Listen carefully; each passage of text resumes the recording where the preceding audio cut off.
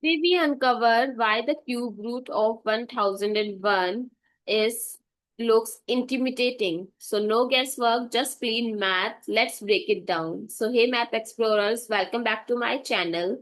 So 1001 looks intimidating, but it hides a irrational number. So we will reveal how to spot it using simple method. So 1001, when we do prime factorization, we get 7 times 11 times 13. So no one gives you pair in terms of 3, 2. So if we do cube through both sides,